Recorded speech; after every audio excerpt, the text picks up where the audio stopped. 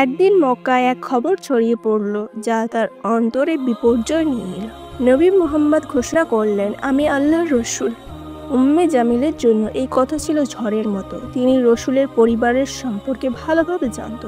যদি মক্কায় ইসলাম ছড়িয়ে পড়ে তবে কুরাইশের শাসন ভেঙে যায়। তিনি ভয় পেতেন যদি মুহাম্মদ সত্যি আল্লাহর রসুল হয়ে থাকে তাহলে তো তাদের নিয়ন্ত্রণ আর থাকবে না।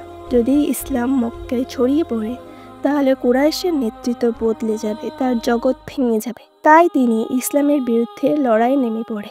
তার স্বামী ইতিমধ্যে নবীর বিরুদ্ধে লড়াইয়ে নেমে পড়েন, কিন্তু উম্মে জামিল এই ঘৃণাকে আরো তীব্র করে তোলেন। তিনি শুধু ইসলামের বিরোধিতা ছিলেন না, বরং ধ্বংস করার জন্য যথেষ্ট চেষ্টা করেন। নবীর সম্মান নষ্ট করার জন্য তিনি মুমিনদের ভয় দেখাতো এবং তিনি নোংরা কথা দিয়ে তাদের বিভ্রান্ত করত। তিনি শুধু শত্রু নয়, তিনি ছিলেন ফিতনার কারণ।